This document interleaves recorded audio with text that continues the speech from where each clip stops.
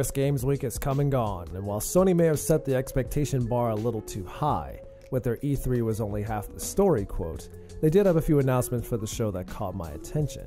While many have been shown before, there was enough shown at this event to leave me wanting more. So let's talk about the top 5 that spoke to me the most, and why.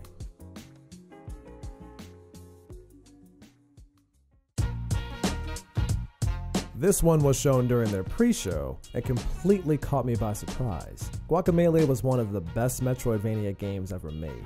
It combined a well-designed mixture of both beat-em-up combat with the mystery and exploration of a Metroid/Castlevania game, while also having some whimsical comedy moments to put a smile on your face. So to hear that Drinkbox Studios was hard at work on a sequel nearly had me jump out of my chair with excitement at 10 a.m. in the morning. Not only the fact that they're making a sequel, but the fact that it also has 4-player co-op was something I also wasn't expecting. Now obviously they announced this for PS4 since it was a PlayStation-only show, but I'm sure this will become a multi-platform title eventually. If you love Metroidvania and you love beat-em-ups, you owe it to yourself to play the first game, so maybe stop watching this and go do that.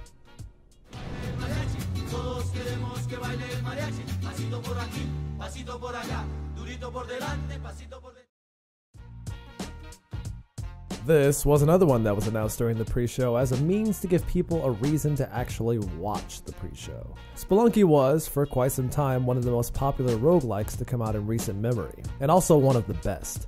It was hard as nails, quirky, violent, and highly replayable due to all the secrets you could discover. Granted, you hadn't looked them up on the internet in advance. No one saw this coming, especially considering the studio had already announced they were working on something different well before this. But excitement levels were off the charts when they revealed this as well. With how much I loved Spelunky for its difficulty, secrets, and charm, I couldn't help but be ecstatic over this. Now details are quite scarce about whether or not this will be in the same vein as the previous entry, but the trailer sure built up some emotions with the passing of the torch to a new generation of Spelunker. Which brings up a plethora of questions about what the overarching theme will be about in this one. If you love roguelikes, permadeath, and the struggle for progress while discovering secrets along the way, then there's never been a better time to jump into Spelunky.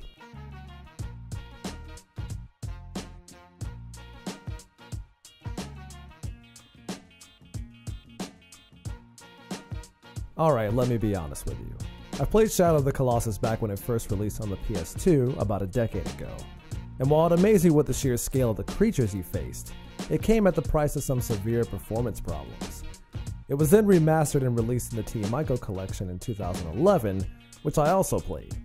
The game looked great in HD, but it was a clear case of a PS2 game that was up-resed to high definition. So when the reveal hit that a remake for PS4 was in the works, I surprised myself at how excited I could get to play a game that I've played dozens of times before, but now in its full visual splendor. And splendor it is, as this remake looks absolutely fantastic, and exactly what I would expect the game to look like if it were made with today's technology. I'm looking forward to sacrificing my soul for the one I love all over again with this remaster. And hopefully, we'll get some improvements to the controls and camera from Bluepoint on this one, because going back to the old control scheme is rough.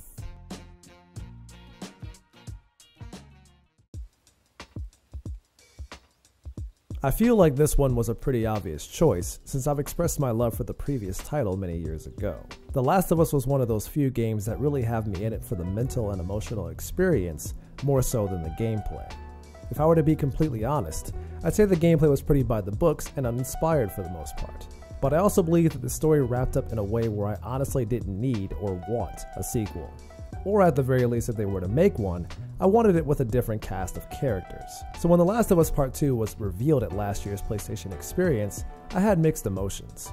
I was happy to be able to return to this universe once more, but I was a little disappointed to see the original cast back once again.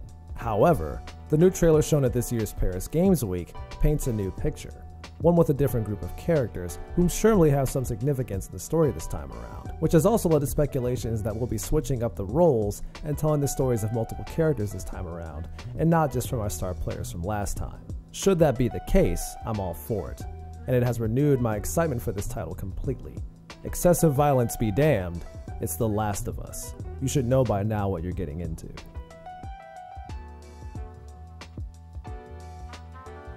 I'm sure I'm not alone when I say this caught me by surprise. The brief cuts of scenery and cinematic imagery had the gears in my brain racing away. A new Onimusha?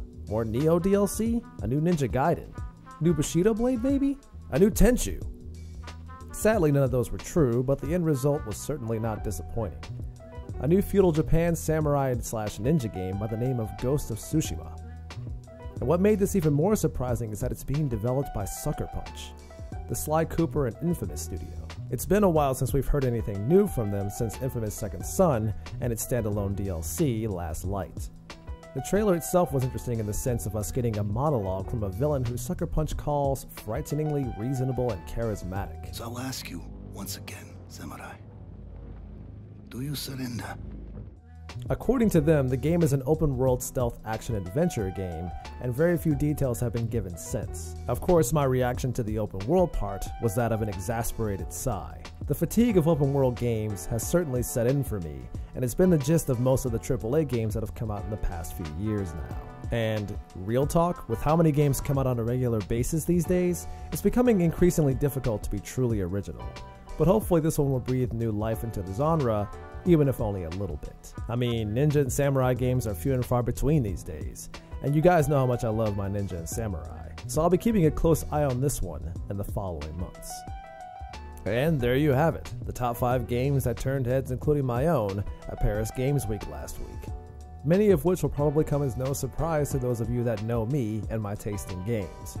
This event was sort of a surprise to me since I practically forgot that it was even happening, and didn't even schedule a live commentary session for it. But what makes it even more interesting is just how hard Sony was pushing its importance and the games being shown for it. There was word going around that many of the games they had planned for PlayStation Experience were moved up to Paris Games Week instead.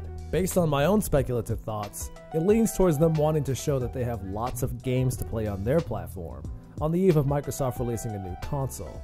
Sort of they have a more powerful console, but the best games to play are with us sort of deal. Something that many criticize Microsoft about, as they almost seem willfully ignorant to it. But that's all from me, ladies and gents.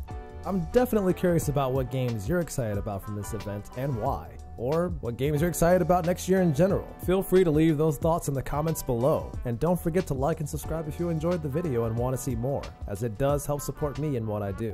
And as always, stay sharp, assassins, and I'll see you next time.